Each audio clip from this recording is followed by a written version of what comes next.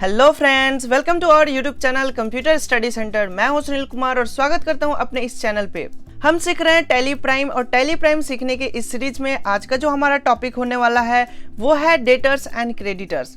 Last video में हमने purchase return, sales and sales return के बारे में हमने समझा था। अगर आप हमारे प्रीवियस वीडियो को नहीं देखे हैं तो मैं रिकमेंड करूंगा कि आप पहले प्रीवियस वीडियो को जरूर एक बार देख लें ताकि आपको परचेज और सेल इसके कॉन्सेप्ट क्लियर हो सके। और उसी के बेस पे आज हम समझने वाले हैं डेटर्स एंड क्रेडिटर्स। ये जो दो वर्ड है ये बहुत ही इंपॉर्टेंट वर्ड है क्योंकि हमारे पूरे टैली में हमें डेटर्स और क्रेडिटर्स को ही पहचानना है। तो आज का ये जो टॉपिक है ये बहुत ही इंपॉर्टेंट है, इसको एंड तक जरूर देखिएगा ताकि आपको बेहतर समझ में आ सके। तो चलिए शुरू करते हैं आज का ये वीडियो लेक्चर। अगर आप हमारे चैनल पे पहली बार हैं तो हमारे इस चैनल को सब्सक्राइब भी कर लें। अगर आप हमारे सब्सक्राइबर फैमिली से हैं तो इस वीडियो को लाइक जरूर कर लें। ओके, तो आज का जो हमारा टॉपिक है वो है डेटर्स। डेटर्स क्या है? तो यहाँ पे आपको हिंदी दिख रहा है कि देनदार या ऋणी या कर्जदार, ये तीनों वर्ड्स किससे रिलेटेड है? तो डेटर्स होते हैं। ठीक है, देनदार का मतलब होता है कि वो पर्सन जो उधार लिया है और वो बाद में हमें उधार देने वाला है। ठीक है, देनदार का मतलब कि जो ऋणी है। ऋणी का मतलब क्या होता है? जो कर्जदार है, जो कहीं से कर्ज लिया है और कुछ समय के बाद वो हमें पैसा देने वाला है। जो देनदार है वो क्या कहलाएगा? डेटर्स कहलाएगा। अब हम इसका एक प्रॉपर डेफिनेशन समझते हैं। डेफिनेशन क्या कहता है? तो यहाँ पे लिखा हुआ है any person who takes loan or purchase goods on credit is a debtors. आपने यहाँ पे समझा कितना आसान भाषा में लिखा हुआ है कि कोई भी व्यक्ति, कोई भी आदमी जो लोन लेता है, जो उधार लेता है, जो कर्ज लेता है। लोन का मतलब एक तरह से कर्ज ही है। हम बैंक से ले या फिर किसी पर्सन से ले, कहीं भी हमने लोन लिया है तो वो एक तरह से कर्ज है। तो कोई भी व्यक्ति जो कर्ज लेता है या फिर परचेज गुड्स ऑन क्रेडिट यानी कि उधार सामान खरीदता है तो वो व्यक्ति क्या कहलाएगा? तो डेटर्स कहलाएगा। इसको बेहतरीन समझने के लिए हम एक एग्जांपल लेते हैं, एक क्वेश्चन को हम समझते हैं। एक हमारे पास क्वेश्चन है, जैसे लिखा हुआ है Ram gives Rs 10,000 to Mohan, यानी कह रहा है कि राम ने मोहन को 10,000 रुपए दिए। एक तरह से इन्होंने क्या दिया? कर्ज दिया। किसको दिया? तो एक हमारे पास राम है, इसका नाम है राम, और इसने किसको दिया? मोहन को दिया। एक हमारे पास मोहन है और एक राम है, जिन्होंने राम ने मोहन को पैसा दिया। और ये कितने रुपए हैं? तो 10,000 है। तो ये 10,000 राम ने किसको दे दिया? मोहन को दे दिया। मोहन के पास अब पैसा आ चुका है। तो इस सिचुएशन को समझने के बाद अब आप हमें बताएं कि यहाँ पे डेटर्स कौन है? कौन वो व्यक्ति है जो लोन लिया? कौन वो व्यक्ति है जो देनदार है, ऋणी है एंड कर्जदार है? इस क्वेश्चन को देखें, सिचुएशन को समझे और आप हमें बताएं कि यहाँ पे डेटर्स कौन है यानी कि कर्जदार कौन है।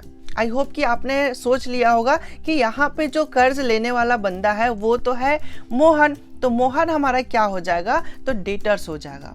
वो व्यक्ति जो लोन लेने वाला है, कर्ज लेने वाला है और कुछ समय के बाद ये पैसा रिटर्न करेगा। अब ये पैसा हो सकता है कि कम भी पे करे, हो सकता है कि ज्यादा भी पे कर सकता है। अब कैसे? तो इसके सिचुएशन को हम समझते हैं। अगला पॉइंट यहाँ पे लिख रहा है some time he is amount to pay lesser than amount, यानी कि 10,000 रुपए लिया है तो हो सकता है कि किसी कारणवश ये कम भी पे कर सकता है, और ग्रेटर देन अमाउंट, और हो सकता है कि ज़्यादा भी इसको पे करना पड़े।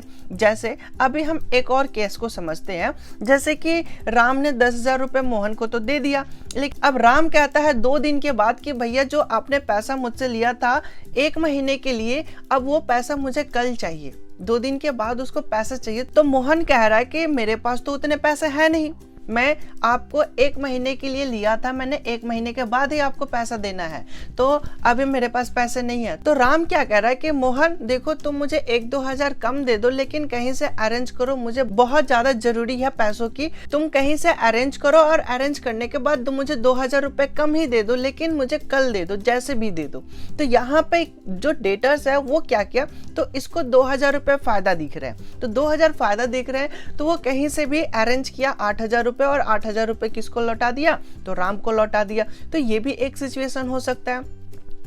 उसके बाद एक और सिचुएशन है कि हो सकता है कि कभी इसको ज्यादा पेमेंट करना पड़े। अब मोहन क्या है, 1 महीने के लिए इनने उधार लिया है, कर्ज लिया है लेकिन 1 महीने में ये पे नहीं कर पाए।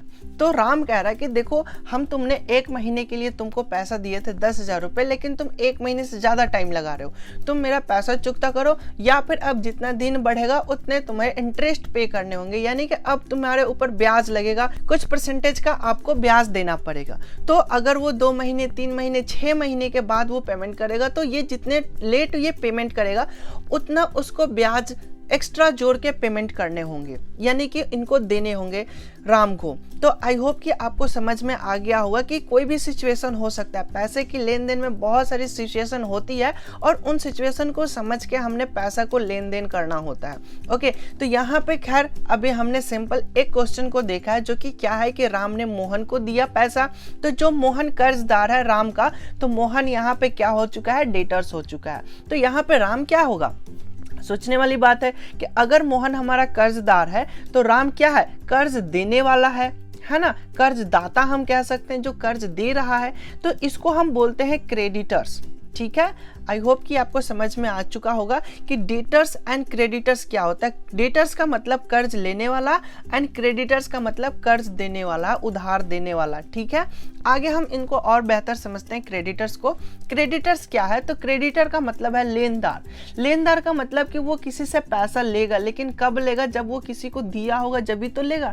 ऐसे ही मुंह उठा के किसी से पैसे थोड़े ना मांग लेंगे, ऐसा नहीं होता। हमने आपको 10,000 रुपये दिए हैं तभी हम आपसे 10,000 रुपये ले रहे हैं, तो मैं लेनदार हूं, कुछ दिन के बाद मैं आपसे पैसा लूंगा। जैसे कि 1 महीने के लिए राम ने मोहन को पेमेंट दिया हुआ है, 10,000 रुपये पैसा दिया हुआ है, कर्ज दिया हुआ है, तो वो क्या करेगा, 1 महीने के बाद उससे पैसा लेगा, तो ये लेनदार हो चुका है। आइए अब हम डेफिनेशन को भी समझते हैं। डेफिनेशन यहाँ पे क्या कह रहा है, डेफिनेशन यहाँ पे कह रहा है कि person who extends loan to other और सेल गुड्स ऑन क्रेडिट, यानी कि क्या कह रहा है कि वो पर्सन जो अपने लोन को देता है, बढ़ाता है, मतलब कि हमारे पास पैसा बहुत सारा है और मैं सबको लोन दे रहा हूँ, कर्ज दे रहा हूँ, तो मैं क्या हो गया, क्रेडिटर्स हो गया।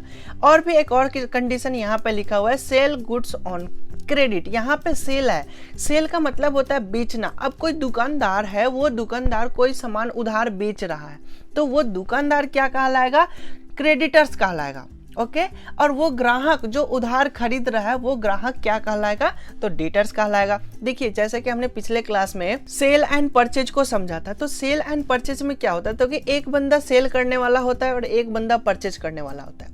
लेकिन अब ये जो सेल हो रहा है ये क्रेडिट बेस पे सेल हो रहा है, यानी कि उधार सेल हो रहा है, और ये जो खरीदने वाला है ये उधार खरीद रहा है। जो उधार बेचने वाला है उसको क्या कहेंगे, क्रेडिटर्स, और जो उधार खरीदने वाला है उसको क्या कहेंगे, डेटर्स कहेंगे।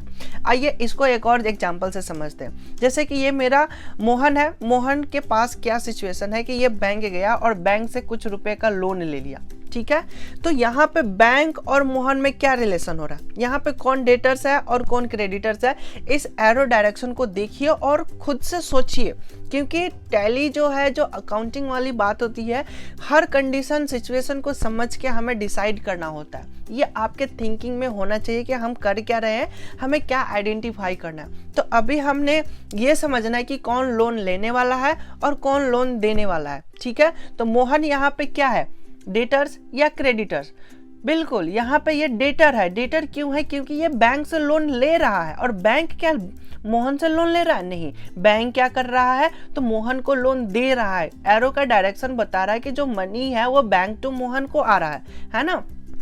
तो यहाँ पे हमारा मोहन क्या हो चुका है, तो डेटर्स है, जो कर्जदार है। ठीक है, और एक और सिचुएशन देखते हैं। जैसे कि हमने शॉप की बात कर रहे थे कि हमारे पास एक ग्रोसरी शॉप है और ग्रोसरी शॉप से हम गए और हमें दुकानदार से अच्छा खासा पहचान है, तो हम कहते हैं ना, जाते हैं सामान लेने के बाद कहते हैं कि भैया खाते में लिख लियो।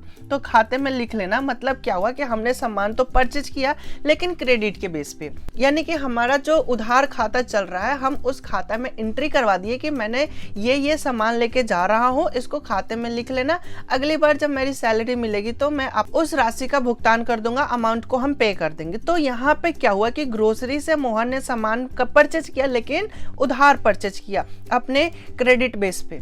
ओके, तो यहाँ पे अब आपने क्या समझा कि यहाँ जो मोहन है ये लोन भी ले रहा है बैंक से और सामान भी उधार खरीद रहा है, तो मोहन पूरी तरह से क्या है, डेटर्स है। ओके इन दोनों के लिए। और दोनों मतलब कि बैंक और हमारा ग्रोसरी, ये दोनों क्या कहलाएंगे, तो क्रेडिटर्स कहलाएंगे। यानी कि ये मोहन को पैसा दे रहा है बैंक, और जो दुकान है वो सामान दे रहा है, उधार सामान दे रहा है। तो यहाँ पे डेटर्स एंड क्रेडिटर्स अब आपको क्लियर हो चुका होगा। मुझे ये उम्मीद है कि आपने इसको बहुत अच्छे से समझा होगा।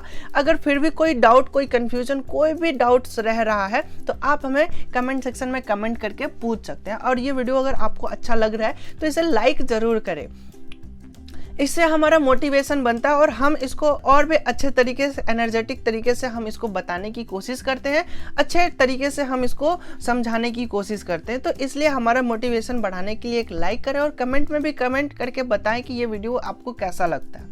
अब हम चलिए अगले टॉपिक को समझते हैं। हमारा अगला टॉपिक ये है कि क्रेडिटर्स जो होते हैं इसके कितने कैटेगरी होते हैं, कितने टाइप्स होते हैं। तो टाइप्स ऑफ क्रेडिटर्स, तो हमारे पास दो तरीके के क्रेडिटर्स होते हैं, जिसमें पहला क्रेडिटर्स वो होते हैं जो कि पर्सनल क्रेडिटर्स की कैटेगरी में आते हैं। पर्सनल क्रेडिटर्स कौन होते हैं, इनको अब हम समझते हैं। तो इनका डेफिनेशन ये कह रहा है कि those people who cell goods on credit, वो व्यक्ति जो सामान क्रेडिट पे बेच रहा है, उनको उधार बेच रहा है, their main motive is to increase sale. और उस बंदे का मेन मोटिव क्या है, उधार बेचने का क्या कारण है, कारण ये है कि उसका सेल जो हो ज्यादा से ज्यादा हो सके। अब हम एक एग्जांपल से समझते हैं कि मेरा राशन का दुकान है और मैं अपने दुकान के लिए मैंने गया अपने सप्लायर के पास और वहां से मैंने कहा कि मुझे 5 पैकेट चावल चाहिए। तो वो कहेगा कि 5 पैकेट ले रहे हो, अभी ऑफर चल रहा है, आप 10 पैकेट ले लो कि आपको 2 पैकेट फ्री में मिलेंगे। ओके, तो ये उसने ऑफर दिखाया मुझे, लेकिन मेरे पास तो उतने अमाउंट है नहीं।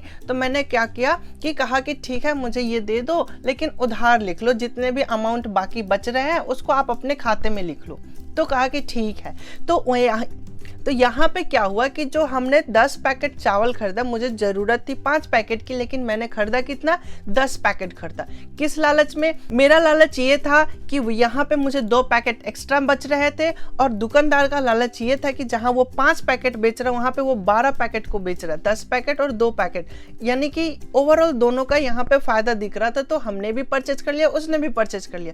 रही बात अमाउंट की, तो आज नहीं तो कल हमें तो पेमेंट करना ही है। दूसरा जो कैटेगरी है, जो दूसरा टाइप है, वो है रियल क्रेडिटर्स। रियल क्रेडिटर्स का मतलब होता है कि वो लोग जो इसी का बिजनेस करते हैं, मतलब उधार देने का बिजनेस करते हैं, जिसको हम साहूकार भी बोलते हैं, जो हमेशा ब्याज पे पैसे को चलाते हैं। या फिर हमारा क्रेडिटर्स वाला बैंक हो गया, या फिर बहुत सारे ऐसे कंपनी होते हैं जो कि केवल क्रेडिट कराते हैं।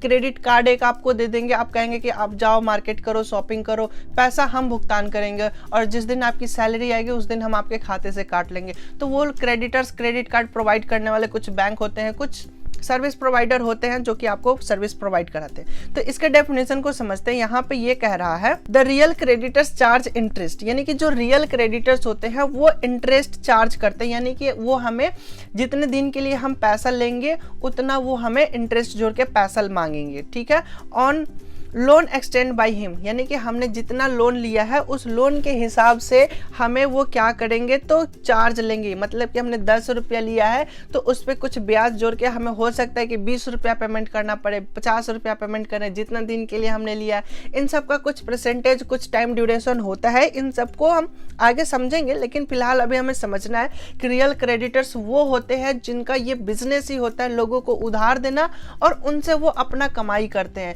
और कमाई इंटरेस्ट के रूप में करते हैं। जितने दिनों तक वो बंदा अपने पास पैसा रखेगा, ये उतने दिन तक ब्याज लेते रहेंगे, उसको इंटरेस्ट चार्ज जोड़ते रहेंगे। तो आई होप कि आपने पर्सनल और रियल में भी डिफरेंस क्लियर कर लिया होगा।